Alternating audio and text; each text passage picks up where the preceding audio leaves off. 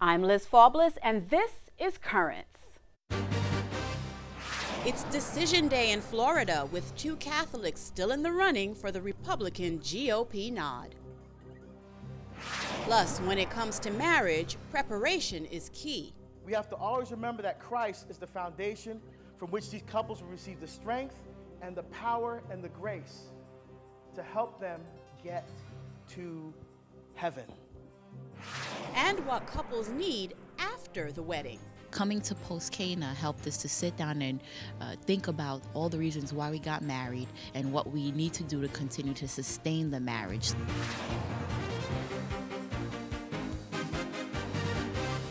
Well, if you've been paying even the slightest attention to what's been going on this presidential election year, you know tonight all eyes will be on Florida. There, registered Republicans will cast their ballots where former Massachusetts Governor Mitt Romney appears to be the frontrunner. A Quinnipiac poll of likely Republican primary voters released just yesterday showed Mr. Romney with a 14-point lead over Newt Gingrich. Meantime, Rick Santorum continued to lose traction as the race became more focused on the competition between Romney and Gingrich. Now, this setback on the campaign trail has not deterred CatholicVote.org from standing behind the candidate they endorsed earlier this year. Earlier, I spoke with Joshua Mercer. He's communications director for CatholicVote.org about what fuels their continued support of Rick Santorum. Josh, thank you for being with us once again. Nice to be with you. Upon endorsing Rick Santorum, Catholic Vote said that he represents, quote, our best hope to rally the nation behind a unified moral and economic vision that Americans are clamoring for in a president. Has he stayed that course, in your opinion? Yes, he has. I mean, we find that too many candidates on the left or on the right only focus on one side of the coin. Maybe they only focus on the economic part, or maybe they only focus on the moral issues, and we think both issues are very important to voters. We need to talk about the economy, but also about our families, and I think Rick Santorum's done a great job with that. And what happens tonight as these candidates battle for the votes in Florida? Has Santorum's strategy in the debates and his campaigning helped him, in your opinion?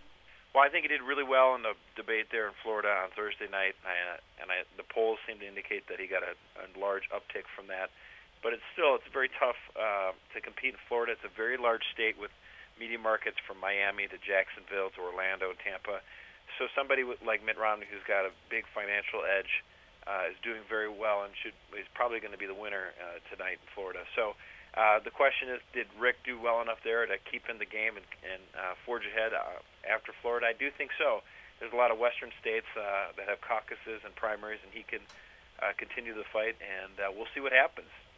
And Josh, speaking more to Santorum as a person, what is it about him, the candidate, that appeals to Catholic voters?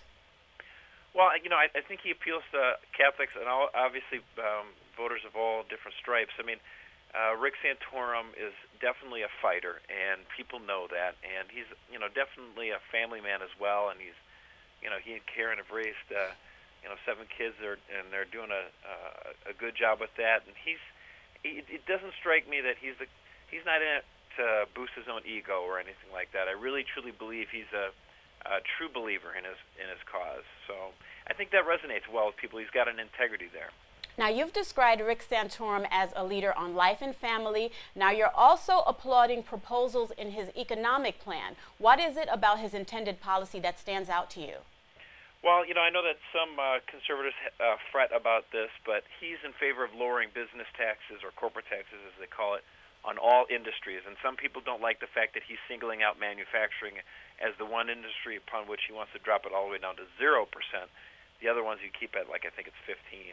I really like that, though. I mean, he's somebody who understands the Rust Belt. He represented Pennsylvania in the Senate, and I'm, in Michigan, and I can tell you that trying to compete with other countries like China, they have so many less regulations than we do, and I'm happy that we have regulations in this country. I don't want to copy China in that regard, but it would make sense to try to lower our taxes on manufacturing even more than other industries, just because you're not going to find a Walmart or CNN or something else like that, or your local drugstore. They're not going to up and move to Mexico or China, whereas a steel mill might, right? Or some place that manufactures cars or any other manufacturing company that the owner might say, well, I can make these widgets anywhere in the world. Why would I do it in the United States of America? That's what Rick says. He goes, well, let's lower business taxes on manufacturing so we can make more competitive, so people want to have it, say, made in the USA. So I like that part of his plan.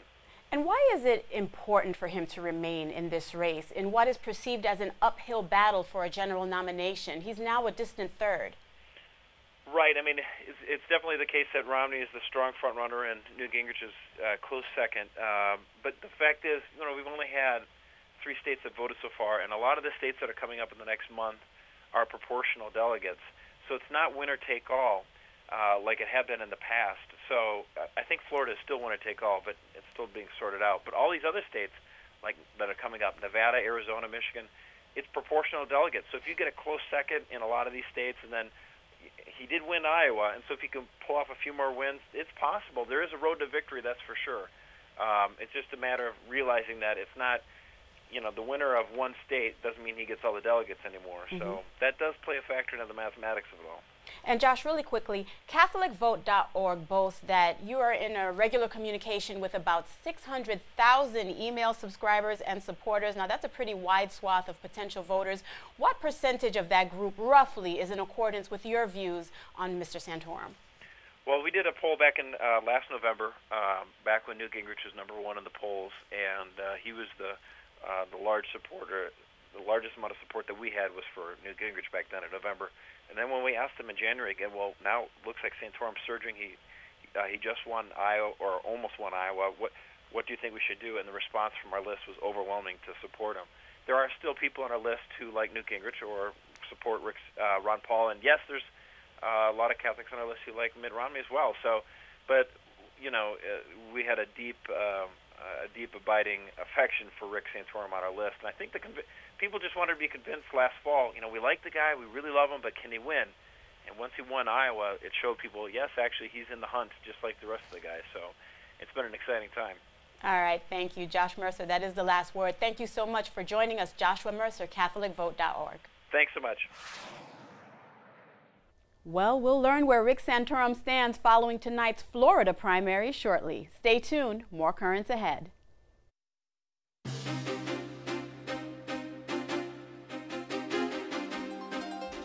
Welcome back to Currents. I'm Liz Faubles. Coming up later, marriage before and after the big day. But first, let's have a look at the day's headlines.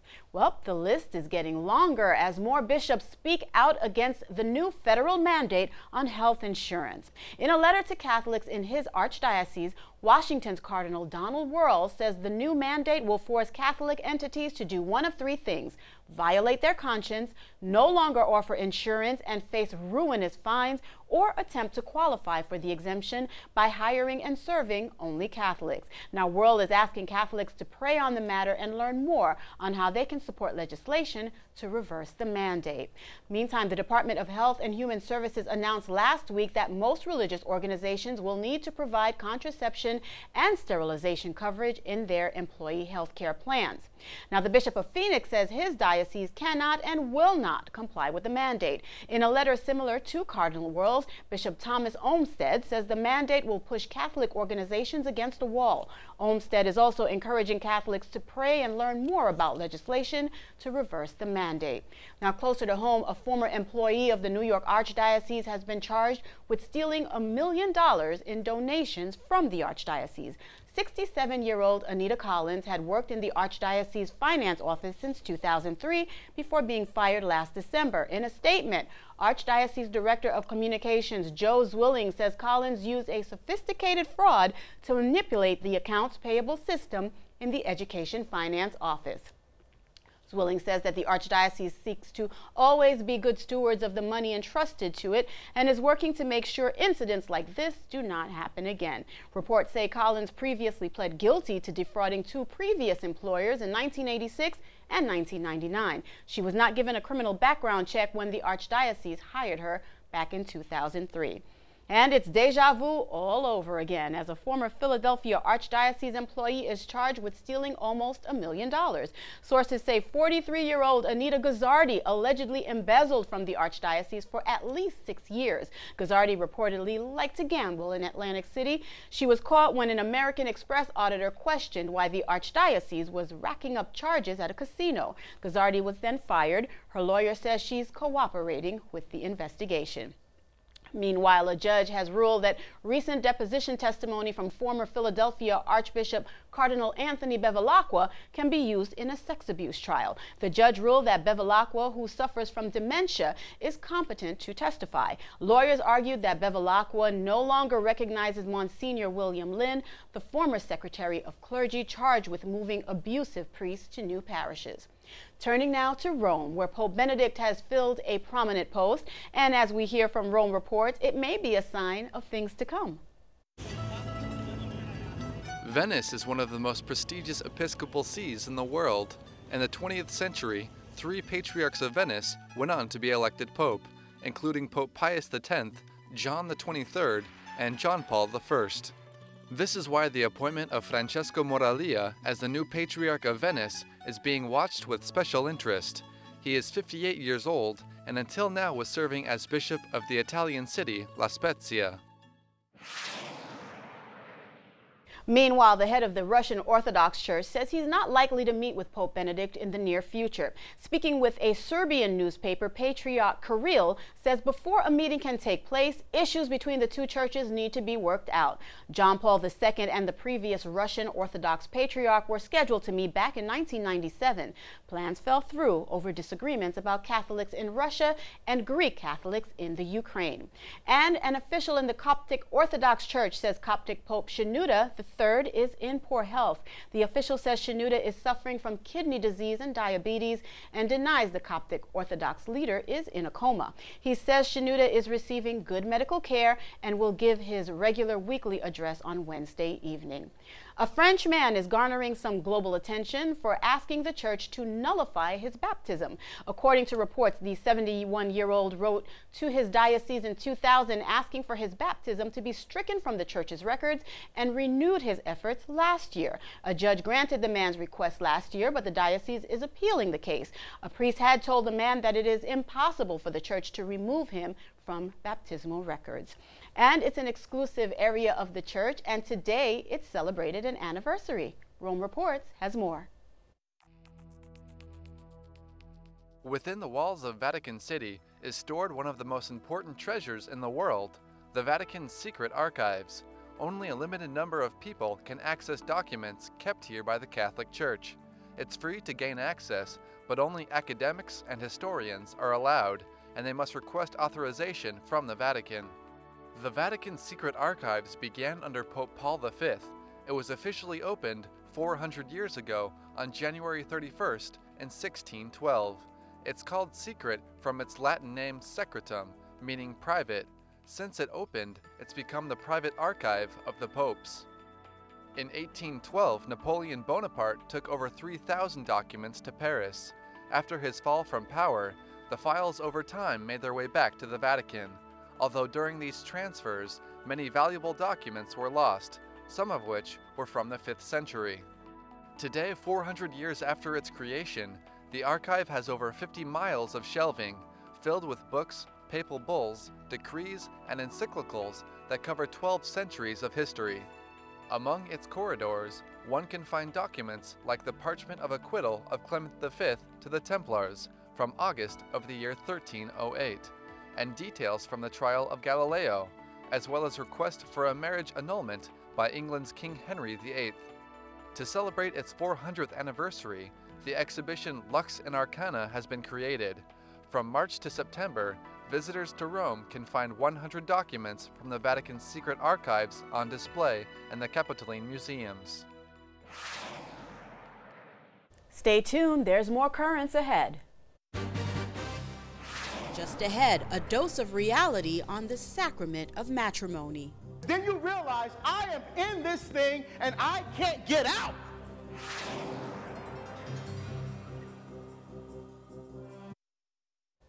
Welcome back. The calendar may say January, but the temperatures, at least today, feel more like spring, a time when we're likely to see more and more weddings, and there's no better time to talk about marriage. Now, according to recent census data by the Pew Research Center, only 51% of adults in the U.S. are married, a drop of 21 percentage points from 1960. And Pew says if trends continue, the percentage of Americans who are married will soon be less than half. But for those who decide to take the big step, preparation is very important. We had a chance to hear more about that at a recent talk in Manhattan. There, a man who travels the country talking about marriage shared the church's teaching on the sacrament of matrimony. The reason why you're here is you believe with all your heart and with all your soul that the person sitting next to you is the person that God placed in your life to help you get to heaven. We live in a culture today that says that, marriage is like a contract. It's like an agreement between two people. And what God is trying to do is establish a covenant. So as that marriage unfolds, it's about being made more and more into the image and likeness of God instead of creating God in our own image and likeness, which is happening in our culture today. And so it's not just a matter of practicing, it's always remembering what that marriage is rooted in, especially for us as Catholics. Jesus is the heart, the center, the focus. And so therefore the Eucharist, prayer, those things must be at the core of the marriage covenant or else it's not going to survive. We decided to do this so that we can really highlight marriage between a man and a woman, marriage for the sharing of love and the procreation of children as the privileged and singular place within society to assure the future of the society. We have to take this seriously. If we don't do proper marriage preparation, when these couples get to Psalm 22 moments in their lives, they're going to have nothing to draw from. I'm basically trying to, help these couples to make a connection between the faith and their married life. So that, again, the marriage becomes just a part of who they are. The faith becomes an important, integral component of who they are and how they're living their married life, and not just something perfunctory that they do at Christmas and Easter or whenever the relatives are in town. That the faith really becomes lived out. Because remember, we're talking about they're helping to build future generations of the church. And the stronger we lay that foundation, the stronger the church is going to be in moving into the future. The deacon mentioned a statistic, 51% of marriages end in divorce. And so I think a lot of the issues that he's touching upon, the state of marriage, is not good. People are getting married for, they don't know the reasons they're getting married. They're getting married because they're in love and they're not sort of thinking through what marriage actually means and sort of the commitment, covenant aspect of it. We're always challenged in our faith, and it's really good to get basically information, educational tools to help us sort of, in a sense, evangelize, but also to reinforce what we need to do to build the foundation for a really great, strong marriage. Now, it's going to take work. It's not always going to be easy. But they need to know that from their wedding day until death, that they have God's grace to get them through the most difficult times and the toughest challenges. Because with God, all things are possible. Stay tuned. There's more currents ahead. When we return, married couples get some food for thought. What expectations did you have about marriage? And how has the reality of marriage differed from what you expected?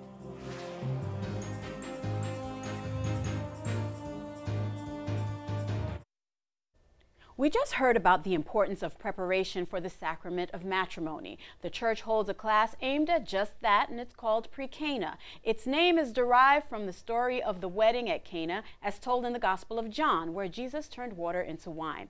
And while Pre-Cana helps prepare people for marriage, there is a realization that couples also need guidance after the big day. Last year, Our Lady of Lourdes Parish in Queens Village hosted a post-Cana presentation for couples married 5 years or less. You could be doing a lot of different things today, but you gave up this time to help to strengthen your marriage. Today we're having a post-Cana. It's our first time that we're doing a post-Cana. My husband and I have been doing pre-Cana for about 4 years. Pre-Cana is a program to prepare them to for their marriage, and we thought there was a big gap there once they get married, where we're not doing anything with them. If we look at statistics, 40 to 50% of all marriages end in divorce, and it's the first 5 years that are they're most in danger of divorcing. And so we want to get them then before it's too late, really. Now we're going to talk about, can you hear me now? Communicating as husband and wife. This day of post-Cana is being formatted after the pre-Cana that we do. So we'll present 3 topics. We picked 3 topics. One is like unloading the baggage. Once you get married, there's some baggage that comes into that marriage and things that pop up that you're surprised about. Our second topic is on communication, which is also done in the pre-Cana, but it is so important. In fact, I always tell the couples in pre-Cana, if you can only remember one word from this whole weekend, I want it to be communication. And our third topic today is money. We briefly mention money when we're in the pre-Cana, but we don't cover it in depth. What expectations did you have about marriage? And how has the reality of marriage differed from what you expected? We're giving them some questions. They'll each complete the same set of questions separately and then talk to each other about it. We're also going to bring it back to the big group. We feel that after being married a while, they might benefit from hearing from other couples, the answers to these questions and discussions. So. Coming to post-Cana helped us to sit down and think about all the reasons why we got married and what we need to do to continue to sustain the marriage so that we won't be one of the statistics. Some of the issues that were brought up today were in line with some of the issues that we deal on a day-to-day basis. So it was kind of refreshing to see that other people deal with the same type of issues. We take it granted that once marriage happens, it's the end of everything, but it's just the beginning when all the problems begin to come. So the church definitely needs this ministry as a support for our young couples that are married. The waitress is bringing over a flaming cat. Oh, wow, that's nice. And the house is on fire. Okay. You're not listening to me. Okay. We think we know our partner so well, so sometimes we have to kind of, forcefully decide that we are going to listen when our partner is speaking to us. These couples that are here today are off on to a very good start. They're starting on the right foot because they realize the importance of doing that, and that's why they're here today. And that is all for this edition of Currents. Coming up tomorrow, a piece of pro-life legislation here in New York that you may not be aware of. It hits home for one woman, and she'll join us to talk about it. Until then, be sure to visit us online at currentsny.net. You can also catch up with us on Facebook and follow us on Twitter. For all of us here at Currents, I'm Liz Faubles. Thank you for watching and have a great night.